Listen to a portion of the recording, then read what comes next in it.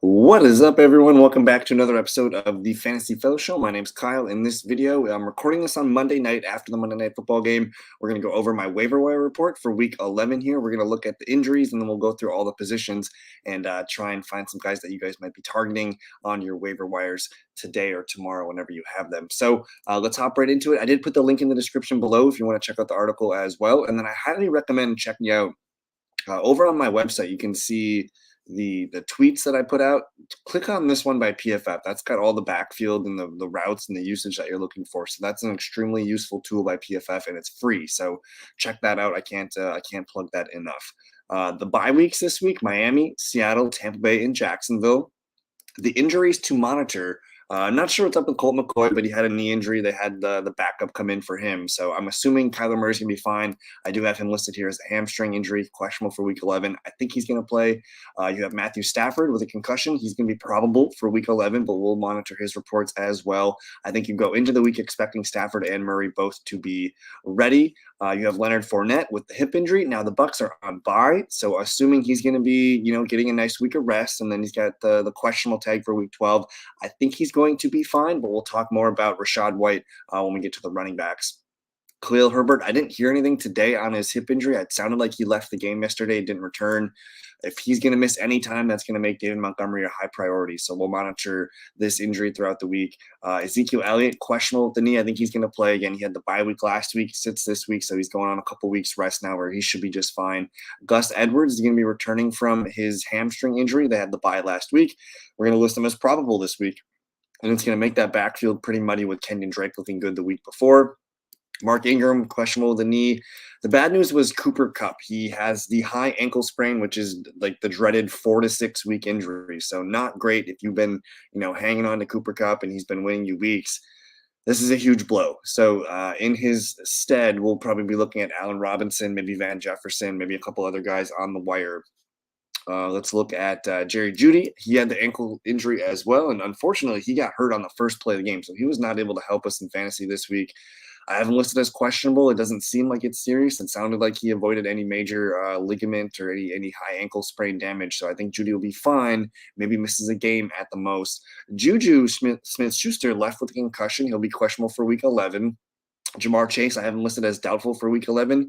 I think I saw a tweet that said he was still on crutches, so it might be another week or two yet for him. Romeo Doubs still out with an ankle injury. Maybe expect him back after, maybe after their bye week 4. Corey Davis, Russell Gage, probably not going to be relying on Russell Gage any point the rest of the year. Josh Reynolds with a back injury. The other big news besides Cooper Kupp today was Zach Ertz. He's got a season-ending knee injury. You're probably looking at the rookie Trey McBride getting more snaps and more opportunity. Maybe Max Williams is still there and he can kind of eat into some of that role. But I don't think. I mean, if you're desperate for a tight end, I suppose Trey McBride might be the guy. But otherwise, we'll look at some other tight ends. Hopefully, Mark Andrews is going to be able to go from his shoulder injury that he suffered a few weeks back. Again, he had the bye week. He missed the week before that. He should be fine. And then I think we're going to see David Njoku back Week 11 as well. So those are the main injuries I'm tracking. I might even add some more as I get more news tomorrow. But let's hop into the quarterbacks. And I do have a list of guys that should be rostered here. So if any of these guys were to happen to be available in your league, please go pick them up. Justin Fields, yes. But Aaron Rodgers at home against Tennessee, starting to look a little bit better here. Kirk Cousins against Dallas, he's been hot. It's a home game, tough defense, but Kirk and the Vikings have been playing well. Lawrence is on bye. I think he's a good stash play if you need to stash someone for future weeks. But Derek Carr at Denver, probably not. Daniel Jones might be the best streaming option that's widely available. He's about 60% available in the ESPN league, so at home against Detroit, I think that's probably where you want to be. We'll see if Stafford can play at New Orleans, but again, no Cooper Kupp. I'm not very interested. Maybe Russ Wilson at home against the Raiders. Probably no Jerry Jeudy, but we'll see if he can get the ship turned around here. I kind of like Jimmy Garoppolo at Arizona. That might be a good game. He's got tons of weapons. He didn't score a touchdown last week. He might be due for 2 scores this one. Maybe Jared Goff at New York Giants. Mariota versus the Bears. No, thank you. Andy Dalton versus the Rams. No, thank you. No Jacoby Brissett. But I'm open to Taylor Heineke. I think Heineke can be a streaming option for you. Maybe Tannehill at Green Bay. I don't love it. No Zach Wilson. I'm interested in Ryan, but I don't think against Philly. Kenny Pickett versus Cincinnati, maybe. These guys I'm probably just going to leave down here on the bench. It sounds like Baker Mayfield's going to be starting though, so you got that going for him. But again, the guys that I like the most, go get Daniel Jones if you need a QB this week. I mean, Taylor Heineke is probably going to be a guy that I'm going to get a lot of questions on, so I will lean with those guys. And then players to stash in Superflex leagues, of course, Deshaun Watson. Taylor Heineke just beat the Eagles tonight, so I don't know if we're going to see Carson Wentz when he is fully healthy. So that's something to monitor. If someone drops Wentz in the Superflex leagues, pick him up, sure. Maybe Jameis Winston gets in the lineup soon. I doubt we see PJ Walker anytime soon. Again, Malik Willis, just emergency play for Tannehill. Teddy Bridgewater, backup for Tua. Mitch Trubisky probably going to not get anything unless Pickett gets hurt. Zappy, Ritter, some rookie quarterbacks down here. And then maybe Sam Darnold. He might be the guy that's got a chance to start in a week or two if Baker Mayfield kind of shoots himself in the foot. But those are the quarterbacks this week. Let's move on to the running back position. Not a great running back week. I mean, of course, Khalil Herbert, again, I put these guys on the list that are 70% rostered or less. So guys at the top of the list, probably not there, but Khalil Herbert, Damian Harris, Melvin Gordon, just veteran pieces that you can put on your bench in case anything happens to their backfield to open up opportunities. Algier continues to look fine. If anything happens to Cordero Patterson, we'll want him back on our lineup. Darrell Henderson Jr. got the touchdown last week, but he's losing work in the passing game now to Kieran Williams. Benjamin was released today. Very strange. I'm not sure what that's about. So we'll see if he signs somewhere useful.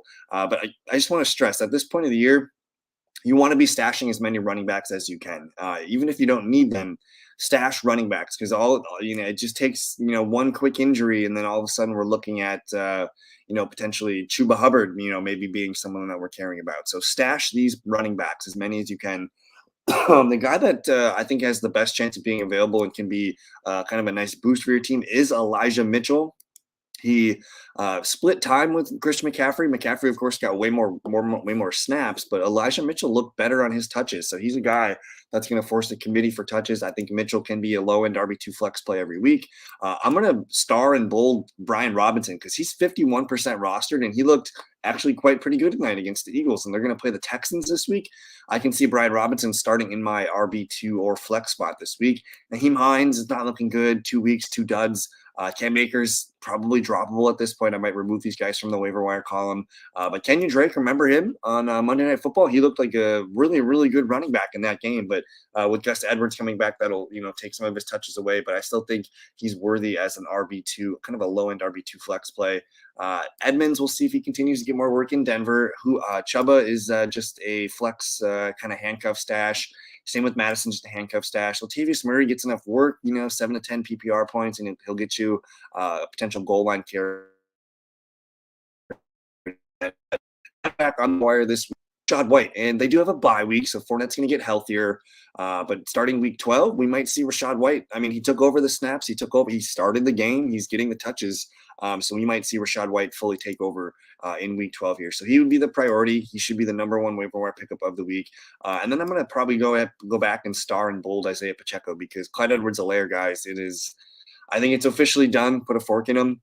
This is Pacheco and McKinnon's backfield, so those two guys need to be prioritized.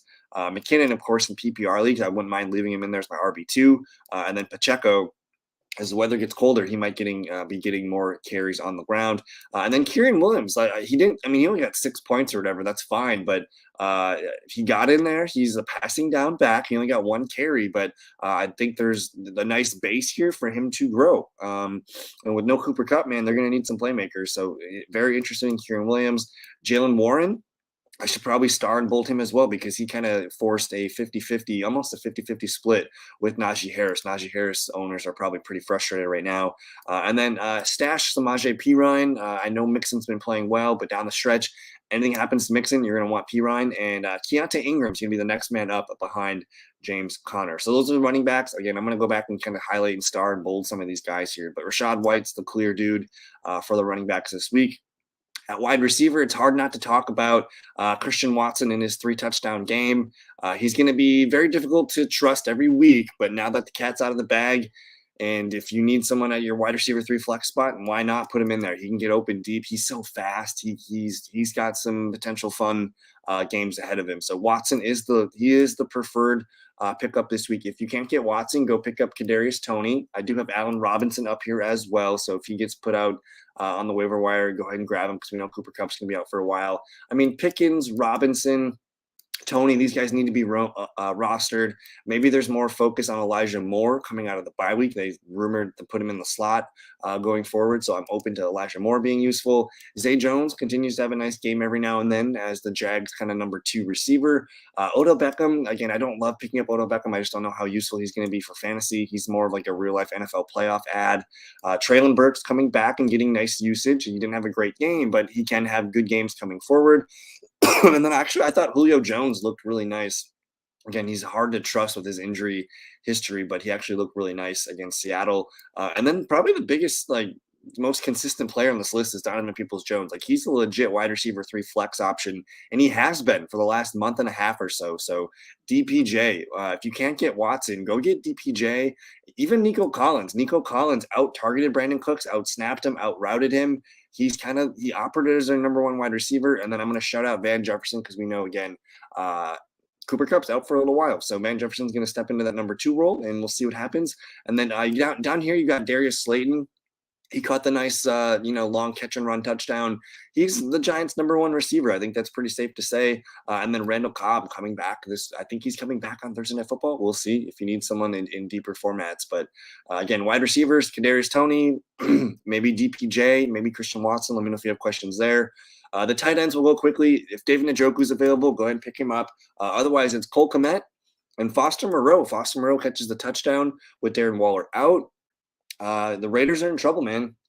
It's, pretty plain to see. No Renfro, no Waller for the foreseeable future. They're losing games left and right. Moreau's going to be kind of that second, third target there. Juwan Johnson also looks pretty good. And then you have Trey McBride getting the starts going forward here. So if you guys do have tight end questions, please let me know. I'm still holding out hope for Dulcich. I think you go to the well with him. Ingram, Taysom Hill's probably time to be done with him. But maybe as long as Jamar Chase is out, Hayden Hurst is an interesting streamer. Robert Tonyan maybe against the Titans on Thursday Night Football. And then if no Mark Andrews, of course, likely is going to be pretty nice here. But it's Moreau, it's Kmet. And then maybe if you need someone, Juwan Johnson, Trey McBride down here at the bottom of the list. But Njoku, man, I'm excited for Njoku to get back on the field. And then we'll finish up with our defensive streamers.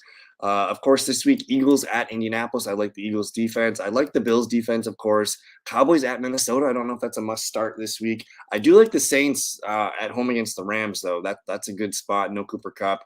Stafford coming back from concussion. I do like the 49ers at the Cardinals. I like the Patriots a lot against the Jets. And then you got to like the Ravens at home against Baker Mayfield and the Carolina Panthers. That's a good spot for Baltimore off of a bye. Maybe the Packers versus the Tennessee Titans. Maybe some momentum changing there. It's a home game for Green Bay. Short week. We'll see if we can take off the load.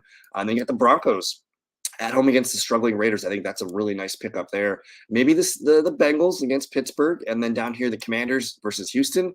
Commanders made it difficult for the Eagles tonight. I know the Eagles got off to a good start, but they really stiffened up in the second half. And then a deep sleeper here, the Bears at Atlanta Falcons. So those are my streamers this week. Again, I'm gonna update this throughout the day tomorrow. So if you're watching this on Tuesday, hope you're having a great day. And let me know if you guys have any questions. You guys can always reach out to me on Twitter. At theFellowKGB, or comment this video, hit me up wherever you can, and we'll see you guys in a future video. Good luck with your waiver wires, and we'll see you in a future video. Peace.